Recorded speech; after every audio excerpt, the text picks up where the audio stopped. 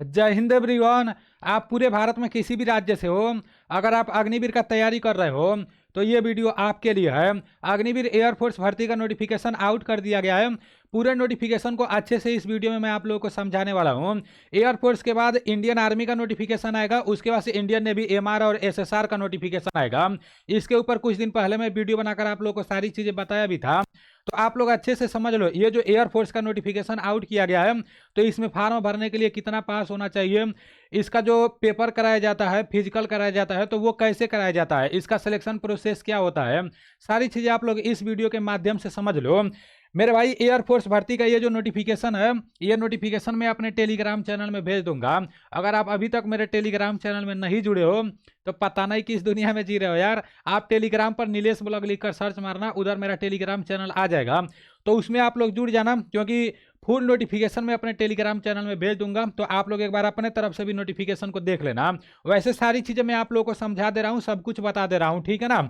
मेरे भाई, अगर आप अग्निवीर आर्मी का तैयारी कर रहे हो, आर्मी जीडी ट्रेडमैन और डब्ल्यूएमपी के पेपर का तैयारी कर रहे हो, और अभी तक कहीं से कुछ भी पढ़ाई नहीं किए हो, एकदम जीरो लेवल से पढ़ाई करने के लिए आपको प्ले स्टोर से एनडीसी क्लास एप्लीकेशन को डाउनलोड कर लेना है। एप्लीकेशन को डाउनलोड करके इसमें अपना आईडी पासवर्ड बना लेना है। फिर आपको पेड कोर्स में जाके और ये मैरून बैच ले लेना है, क्योंकि मैरून बैच में सारा रिकॉर्डेड क्लास करा दिया गया है, ठीक है ना। जितना भी आपका आर्मी का सिलेबस है, आर्मी जीडी ट्रेडमैन और डब्ल्यूएमपी का, तो सभी चैप्टर को कंप्लीट करा दिया गया है। लाइव क्लास का इंतजार नहीं करना पड़ेगा, सारा रिकॉर्डेड क्लास पड़ा हुआ है। जब भी आपको टाइम मिलेगा तो इस क्लास को अच्छे से करना, ठीक है ना। ये आर्मी के लिए, जैसे आर्मी के लिए है, एयरफोर्स के लिए नहीं है, तो इस बात को ध्यान में रखना आप लोग। अब चलते हैं एयरफोर्स के बारे में, सारी चीज़ें अच्छे से समझ लेते हैं। मेरे भाई, इसका ऑनलाइन 12 जनवरी से चालू हो रहा है। अभी जो एयरफोर्स का नया भर्ती निकाला गया है, कितने तारीख से ऑनलाइन चालू होगा, तो 12 जनवरी से ऑनलाइन चालू हो रहा है। ऑनलाइन का लास्ट डेट 1 फरवरी रहने वाला है, याद रखना। ऑनलाइन एग्जाम आपका कब होगा, तो सिर्फ 2 दिन एग्जाम होगा, ठीक है ना। एक 30 मार्च को एग्जाम कराया जाएगा और दूसरा 31 मार्च को एग्जाम कराया जाएगा। तो एग्जाम डेट भी बता दिया गया है।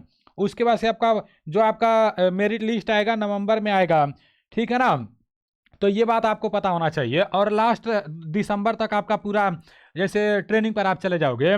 अब इधर आप लोग देखो, इसका एज लिमिट के बारे में अच्छे से समझ लो। इसमें फार्म भरने के लिए वैसे तो आपका कम से कम 17.5 साल एज होना चाहिए और अधिक से अधिक 21 साल होना चाहिए, लेकिन इसमें लिमिट दे देता है।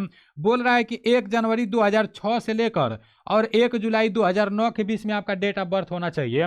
इसके पहले जब मैं वीडियो बनाया था तो यहाँ पर मैं 2 जनवरी बताया था, लेकिन यही आपका डेट ऑफ बर्थ बताया था, ठीक है ना। 1 जनवरी 2006 से लेकर 1 जुलाई 2009 के बीच में जिन लोगों का डेट ऑफ बर्थ है, तो वो लोग एयरफोर्स में फार्म भर लेंगे। आप लोग अपना डेट ऑफ बर्थ देख लेना, ठीक है ना। आर्मी का अलग डेट ऑफ बर्थ देता है, नेवी का अलग देता है, एयरफोर्स का अलग देता है, तो इसे आप लोग देख लेना अच्छे से। अब देखो, जो एयरफोर्स का भर्ती निकलता है तो इसमें वाई ग्रुप होता है और यक्स ग्रुप होता है।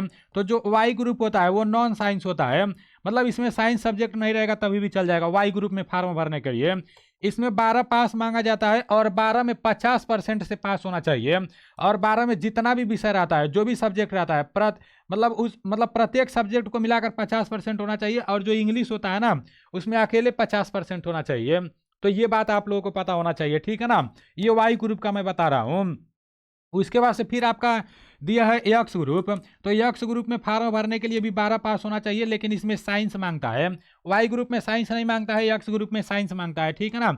इसमें 10+2 मतलब 12 पास होना चाहिए यक्स ग्रुप में फार्म भरने के लिए। फिजिक्स, मैथ और इंग्लिश होना चाहिए, और 50% से 12 पास होना चाहिए। इंग्लिश में 50% नंबर होना चाहिए, तो ये भी आपको पता होना चाहिए। और बाकी ये डिप्लोमा आईटीआई का दिया है, तो ये आप लोग देख सकते हो, ठीक है ना। अब आगे चलते हैं, देख लेते हैं कि कितना हाइट नापा जाता है, कितना रनिंग कराया जाता है। मेरे भाई, इसमें जनरल कैटेगरी के लिए मेल के लिए 152 सेंटीमीटर हाइट मापा जाता है, और फीमेल का भी 152 सेंटीमीटर हाइट मापा जाता है। और जो लोग पहाड़ी एरिया से रहते हैं तो उन लोगों का हाइट 147 सेंटीमीटर मापा जाता है। उसके बाद से नॉर्मल चेस्ट 77 सेंटीमीटर होना चाहिए, और 5 सेंटीमीटर आपको फुलाना रहता है। और फीमेल का चेस्ट नहीं मांगा जाता है, ठीक है ना, ये बात आपको पता होना चाहिए। उसके बाद से यहाँ पर बताया गया है, नहीं, फीमेल का यहाँ पर दिया है कि जितना भी चेस्ट रहेगा उसे 5 सेंटीमीटर फुलाना रहेगा। यहाँ पर नेक्स्ट दिया है कि जो आपका दौड़ होता है वो 1600 मीटर होता है। सबसे पहले तो ऑनलाइन एग्जाम कराया जाएगा। जब आप लोग ऑनलाइन एग्जाम पास कर ले जाओगे, उसके बाद से आपको दौड़ के लिए बुलाया जाएगा। 1600 मीटर का दौड़ होगा, तो लड़कों का दौड़ मतलब लड़कों को दौड़ने के लिए 7 मिनट का टाइम मिलेगा और लड़कियों को 1600 मीटर दौड़ने के लिए 8 मिनट तक का टाइम दिया जाएगा। उसके बाद से फर्स्ट जब आपका ये कंप्लीट हो जाएगा तो जैसे मान लो पेपर पास कर ले गए, फिर आप फिजिकल पास कर ले गए, तो लड़कों का जो पीएफटी में जैसे पुशअप कराया जाएगा, सीटअप भी कराया जाएगा, ठीक है ना। आपको 1 मिनट में 10 पुशअप करना रहेगा लड़कों को, 1 मिनट में 10 सीटअप करना रहेगा और 1 मिनट में 20 स्क्वाट करना रहेगा। ये लड़कों का बात बता रहा हूँ।